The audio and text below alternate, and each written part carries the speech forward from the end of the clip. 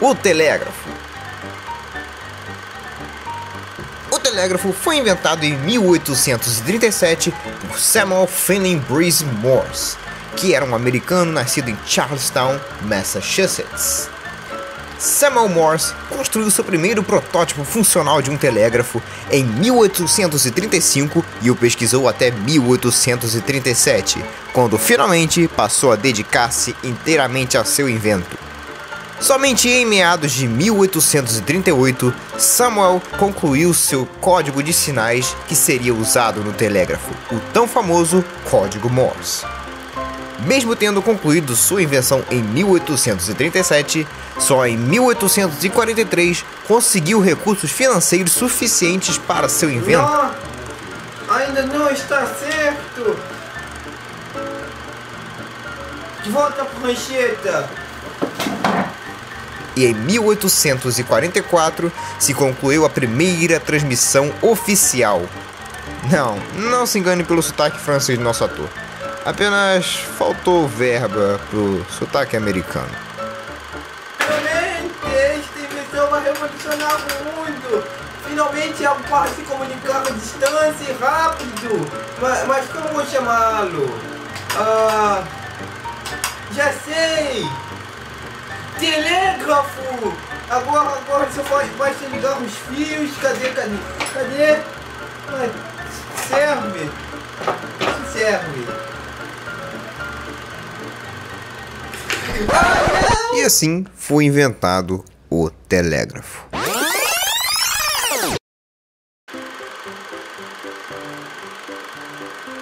O telefone. O telefone. O que será que eu vou inventar hoje? Meu Deus! Eu já sei que o mundo precisa. O mundo precisa de uma melhor comunicação. Não foi muito certo o que aquele outro inventor fez. O telégrafo. As pessoas não precisam falar sobre códigos, algumas pessoas não entendem. Já sei o que eu preciso fazer. Comunicação por voz. Vamos fazer. Esse foi inventado em 1876 em Boston por Alexander Graham Bell, um imigrante escocês morador dos Estados Unidos. Tudo começou na oficina de Charles Williams, localizado na cidade de Boston, onde trabalhava Thomas A. Watson. Bell havia estudado na Universidade de Boston, era professor de fisiologia vocal e tinha se especializado no ensino da palavra visível, que era um sistema inventado pelo seu pai para ensinar uma pessoa surda a falar. Bell tinha a intenção de aperfeiçoar seu telégrafo harmônico, que podia transmitir em código Morse de 6 a 8 mensagens simultâneas. E assim, Bell começou a trabalhar com Watson. Mais adiante, Bell disse a Watson: se eu pudesse fazer com que uma corrente elétrica variasse de intensidade da mesma forma que o ar varia ao se emitir um som, eu poderia transmitir a palavra telegraficamente. E esta foi a chave do invento que viria a se chamar telefone. Em 1876, o sonho de Bell se tornou possível. Através de um aparelho entre um cômodo e outro, Watson ouviu Bell dizer: Sr. Watson, preciso do senhor, venha. Então, nasceu o telefone. Não faz sentido algum. Agora sim! Não preciso mais disso. Não preciso, eu preciso só dar o toque final. Fazer as ligações corretas. Sim. Claro que sim. Tá bom. Agora está pronto o meu instrumento de comunicação. Eu não sei como eu posso chamar. Meu nome é Bell. Então vai ser telefone. Alô? Oh meu Deus, funciona! Oh meu Deus! Oh meu Deus, isso funciona! Eu preciso contar ao mundo sobre a minha invenção! Eu preciso contar!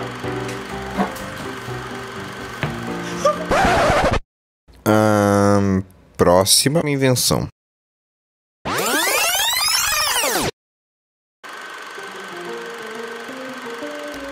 Fonógrafo.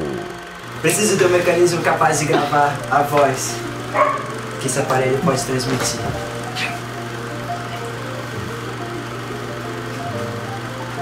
O O fonógrafo é um aparelho que foi criado no ano de 1877 por invenção de Thomas Edison. Tinha como objetivo principal a gravação e reprodução de sons através de um cilindro. Foi o primeiro aparelho capaz de gravar e reproduzir sons. Antes do fonógrafo, houve um conjunto de invenções que tentaram cumprir a gravação de forma mecânica, usando para tal as vibrações sonoras. Ao contrário destas e de outras tentativas, o fonógrafo assume ainda a capacidade de também reproduzir os sons que gravavam, incitando as novas leituras e possibilidades, como a hipótese de comercialização dos sons. O aparelho foi patenteado em 1878 e acrescentou, apesar de tudo, dificuldades no início de sua comercialização. Houve pouco interesse da parte de músicos e editores, e até mesmo Edison chegou a recusar a utilização de sua invenção para fins de entretenimento. Só quando Charles Tainter e Alexander Graham Bell, já no ano de 1886, aperfeiçoam a invenção de Edison, criando o cilindro removível e mudando a sua composição, é que Edison resolve voltar a trabalhar na sua criação. Duas empresas foram formadas para explorar o tal cilindro, e no final da década, a comercialização destes e outros aparelhos e de cilindros virgens e gravados com música ou palavra falada começou a dar lucros significativos nos Estados Unidos da América. Bom, está na hora de testar. Não pode ser! Esta música! Meu Deus, tô ouvindo!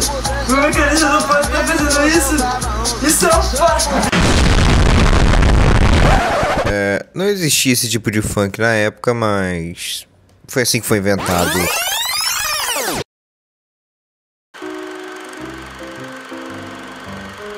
O rádio. Segundo alguns autores, a tecnologia de transmissão de som por ondas de rádio foi desenvolvida pelo italiano Guglielmo Marconi, que em 25 de setembro de 1986 patenteou o registro da sua criação.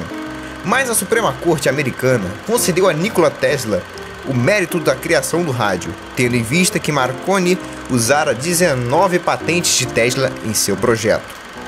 Conta a história que em 1984, o padre cientista gaúcho Roberto Landel de Moura apresentou seu sistema de emissão de ondas sonoras do bairro de Santana por 8 quilômetros até a Avenida Paulista. Conta-se ainda que alguns religiosos destruíram a aparelhagem por acreditar que o padre mantinha ligações demoníacas. Isto ainda atrasou o reconhecimento da invenção do padre brasileiro. Alguns acreditam que a primeira transmissão radiofônica do mundo foi realizada em 1906 nos Estados Unidos por Lee De Forest, experimentalmente para testar a válvula tríodo. Polêmicas à parte, o rádio se desenvolveu até se tornar o meio de comunicação mais importante do mundo, ultrapassando até então a soberania dos jornais impressos. As primeiras transmissões para entretenimento regulares começaram somente em 1920 na Argentina e nos Estados Unidos. Isso que dá, né? Não ter verba pra coisa antiga. Próxima invenção. O computador. Algo que vai revolucionar novamente o mundo da comunicação. O computador. A invenção do primeiro computador foi em 1833 por Charles Babbage, que desenhou um monitor analítico que era um computador programável para todo tipo de finalidade e que funcionava a vapor. Todas as suas peças eram fabricadas à mão. O projeto, fracassou, mas a ideia continuou e continua até nos dias de hoje. Tudo começou com a tentativa de desenvolver uma máquina capaz de calcular polinômios por meio de diferenças. O calculador diferencial. Sua parte principal seria um conjunto de rodas dentadas, um moinho, formando uma máquina de somar com precisão de 50 dígitos. As instruções seriam lidas de cartões perfurados. Além disso, Babbage imaginou a primeira máquina de impressão que imprimiria os resultados dos cálculos. Babbage conseguiu, durante algum tempo, fundos para sua pesquisa, porém não conseguiu completar sua máquina no tempo prometido e não recebeu mais dinheiro. Foi na Segunda Guerra Mundial que realmente nasceram os computadores atuais. A Marinha Americana, em conjunto com a Universidade de Harvard, desenvolveu o computador Harvard Mark I, projetado pelo professor Howard Aiken, com base no calculador analítico de Babbage.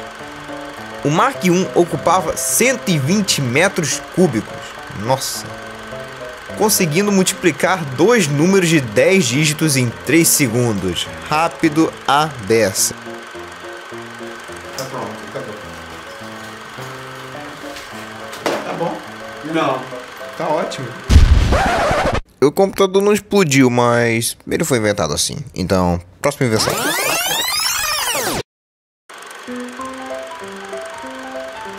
O transistor. Preciso. Como posso inventar? Já sei. Até hoje usamos válvulas. Preciso inventar algo que dure mais. E que no caso seja menor também. E eu comecei, olha só. Vai ter a base. O transistor de silício e germânio foi inventado nos laboratórios da Bell Telephone por John Bardeen e Walter Hauser Brattain em 1947 e inicialmente demonstrado em 23 de dezembro de 1948 por John Bardeen, Walter Hauser Brattain e William Bradford Shockley, que foram laureados com o Nobel de Física em 1956. O objetivo do projeto era criar um dispositivo compacto e barato para substituir as válvulas termoiônicas usadas nos sistemas telefônicos da época. Os transistores bipolares passaram então a ser incorporados em diversas aplicações, tal como aparelhos auditivos, seguidos rapidamente por rádio-transistorizados. Mas a indústria norte-americana não adotou imediatamente o transistor nos equipamentos eletrônicos de consumo, preferindo continuar a usar as válvulas termoiônicas, cuja tecnologia era amplamente dominada. Foi por meio de produtos japoneses, notadamente os rádios portáteis fabricados pela Sony, que o transistor passou a ser adotado em escala mundial. Não houve muitas mudanças até então.